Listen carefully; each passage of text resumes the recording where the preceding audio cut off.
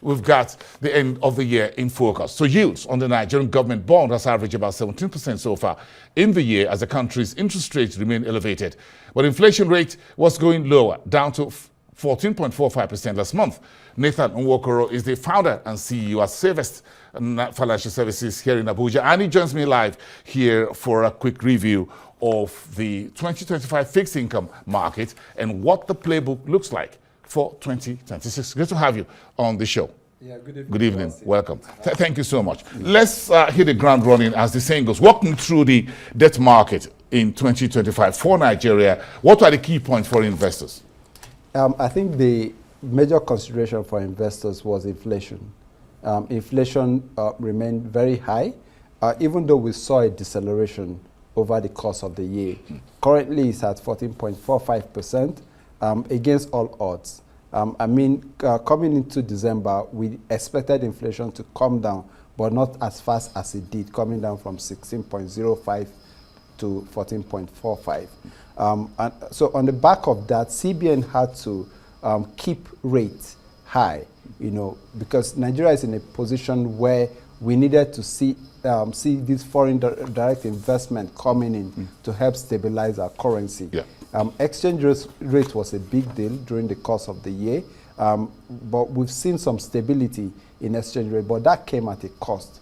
And one of the costs was the fact that the central bank needed to keep rates high and attractive for foreign investors, and so we've seen rates come down from to the level where it is, averaging around 17% currently. So it's been choppy. It's not been a very smooth ride as far as keeping rate low is concerned. Yeah. But as an investor, investors wants to see high rate, whether you're speaking from the bond market perspective or from the money market where you have treasury bills and commercial papers. Investors wants to see rate high. So for the average investor, the year 2025 was a harvest for investors. I know. You folks in the market made money this year. But do you see inflation and interest rates as key for the fixed income market as we head into the new year? Do you think these two variables will remain constant into the new year? Well, you have to keep an eye on what is happening outside of Nigeria on the global scene.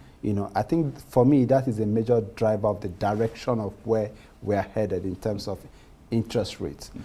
Inflation, we know inflation is going to trend downwards in Nigeria, but may not come down to a single digit. We don't see inflation coming back down to single digit. We expect it's going to be somewhere around 11-12% in 2026. But now you have to keep an eye on what is happening elsewhere outside of Nigeria.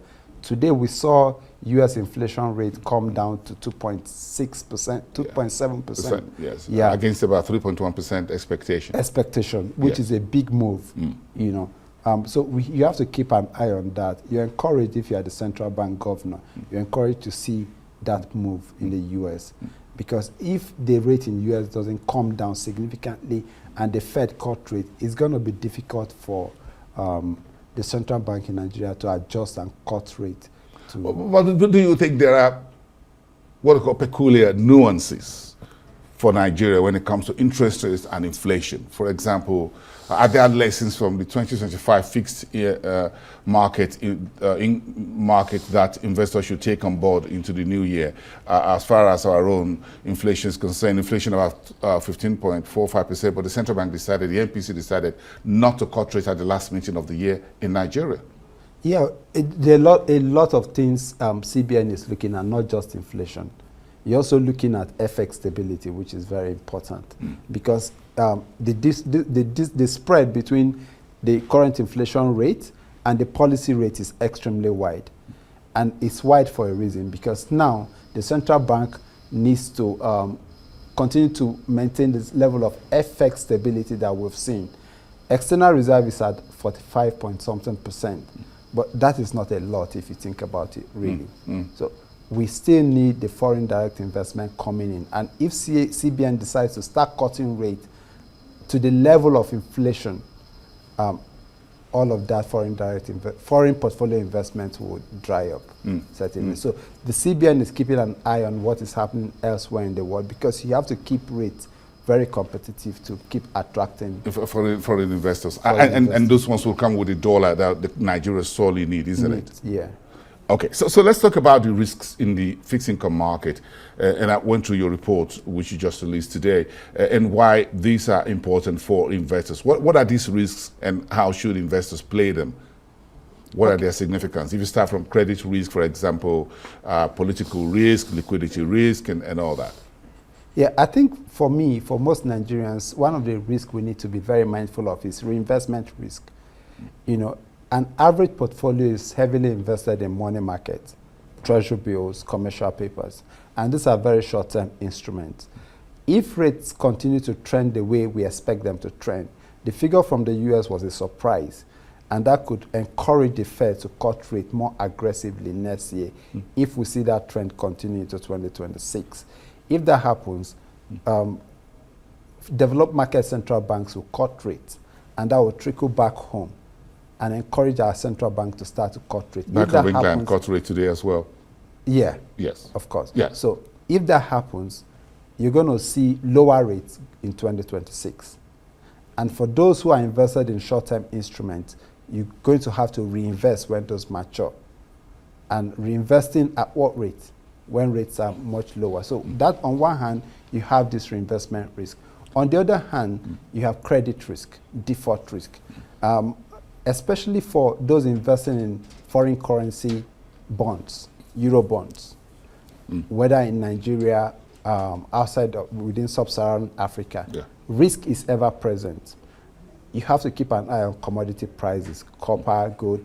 Most of the sub-Saharan African countries have exposure to commodities. So you have to also keep an eye on commodity prices, because if prices goes down sharply lower, it's going to affect the price of commodity prices and the revenue of those governments, and possibly lead to a default. So you have to keep an eye on credit risk if you're investing in the foreign currency market. Are there political risks to consider across Africa? A lot. For investors in fixed income or Eurobond, for example? A lot of political risk, particularly in the West African region, where you have these jihadists operating along the Sahel region. You know, there are a lot of political risk that comes with that. We've had stability for a while, but you must take that into account when you're constructing a fixed income portfolio. And you also look at what is going on in Niger, Mali, and Burkina Faso with all the military governments. And recently we had the coup attempt in Benin Republic. You know, put all of that together, I think the West African region is a region that investors need to pay attention to. Both domestic and foreign investors need to pay attention to that region, because if this is not contained, if it continues to spread out the way it's threatening to spread out, it could destabilize the entire region. And you think Eurobond, sovereign Eurobonds within the region could begin to have a premium risk on them by international players, right? Exactly. And it's a market where I know the central bank is expecting to play in next year, issuing more Eurobonds. So you have to keep an eye on that. Now, before now, most sovereigns will lean towards IMF, World Bank. That source of financing is drying up slowly. So what it means is that sovereigns will now need to become more creative in generating credit. Very, very interesting scenario as we go into the new year. But again, we're going to delve more into your report. But thank you for coming tonight on the show. We really appreciate it. And congratulations on your new report, which broadly spoke to the global markets, equities on the Nigerian side, fixed income, and sub-Saharan Africa. Thank you so much for coming on the show tonight. That's Nathan Nwokoro, the founder and CEO at Savest Financial Services Limited.